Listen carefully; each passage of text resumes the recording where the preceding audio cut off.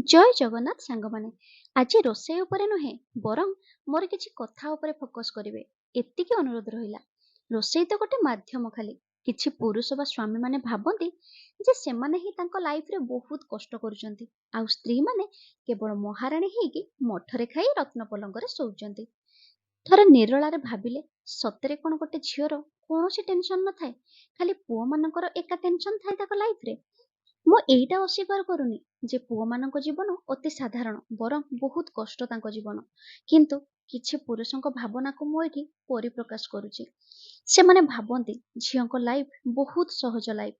ଥରେ ଚିନ୍ତା କରିଛନ୍ତି, ଗୋଟେ ଝିଅ ଯେତେବେଳେ ଛୋଟରୁ ଧୀରେ ଧୀରେ ବଡ଼ ହୁଏ, ସେତେବେଳେ ବାପା ଭାଇଙ୍କ ଆକଟରେ ହିଁ ରୁହେ। ଆଉ ବାହା ହେଲା ପରେ କର୍ମଜଞ୍ଜାଳ, କେବେ ସେ ମୁକ୍ତି ପାଇପାରେନି ମଲା ପର୍ଯ୍ୟନ୍ତ।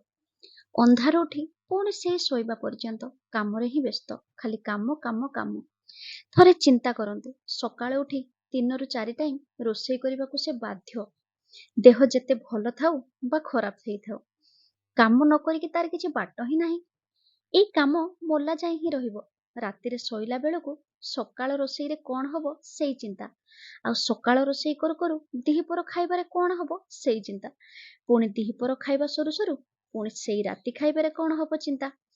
ଗୋଟେ ବୋହୂ ଶାଶୁ ଘରେ ପ୍ରଥମେ ଶାଶୁ ଶ୍ୱଶୁରଙ୍କ ପାଇଁ ନିଜକୁ ତ୍ୟାଗ କରେ, ପରେ ନିଜ ଛୁଆଙ୍କ ପାଇଁ, ଆଉ ଶେଷରେ ବୃଦ୍ଧା ବୟସରେ ସେଇ ସ୍ୱାମୀଙ୍କ ପାଇଁ। ସବୁ ଜାଗାରେ କେବଳ ତ୍ୟାଗ, କିଛି ପାଇବାର ଆଶା ନାହିଁ ତାର। ତଥାପି ସେ ସ୍ତ୍ରୀ ବା ବୋହୂ ବା ମାଟି ବହୁତ ଖୁସି ହେଇଥାଏ ତା ଜୀବନରେ। କିନ୍ତୁ କିଛି ପୁରୁଷଙ୍କ ପାଇଁ ନାରୀ ତ ନୁହେଁ, ବରଂ ସେମାନେ ଭାବନ୍ତି ନାରୀ ଜାତିଟା ହିଁ ପୁରା ଲୋଭୀ ଆଉ ସ୍ୱାର୍ଥପର ବୋଲି। ସମସ୍ତେ ସମାନ ହେଇନଥାନ୍ତି, କି ନିଜ ହାତର 5ଟା ଆଙ୍ଗୁଳି ବି ସମାନ ହେଇନଥାଏ। ଆଜ୍ଞା, ନିଜ ପେଟରୁ ଜନ୍ମ ହଉଥିବା ପିଲାମାନେ ପୁରା ଅଲଗା ଅଲଗା ଚିନ୍ତାଧାରାର ମଣିଷ ହଉଛନ୍ତି। ମୁଁ ତ ଖାଲି ରୋଷେଇ କଥା କହିଲି, ରୋଷେଇ ଛଡା ଗୋଟେ ଝିଅର ଆହୁରି କେତେ କ'ଣ ଚିନ୍ତା ଥାଏ, ସେଟା ବର୍ଣ୍ଣନା ବି କରିହବନି। ପିଲାମାନଙ୍କର ଅଳି ଅର୍ଦଳି ରୁ ଆରମ୍ଭ କରିକି ତାଙ୍କର ସ୍ୱପ୍ନ ପୂରଣ ପର୍ଯ୍ୟନ୍ତ ସେ କେତେ କ'ଣ ଯେ ତ୍ୟାଗ କରେ, ତାର ହିସାବ ନାହିଁ। ଯଦି ହିସାବର ତାଲିକା ଖୋଜାଯିବ, ତାହେଲେ ସେ ତାଲିକା ବି ଖୋଜି ପାଇବେନି।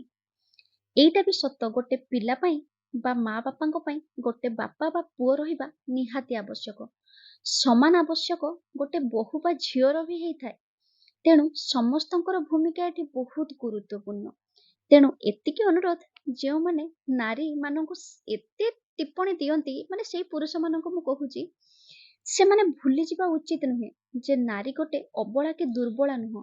ନିଜ ଚିନ୍ତାଧାରାକୁ ଟିକେ ପରିବର୍ତ୍ତନ କରନ୍ତୁ। ରହିଲି, ଜୟ ଜଗନ୍ନାଥ।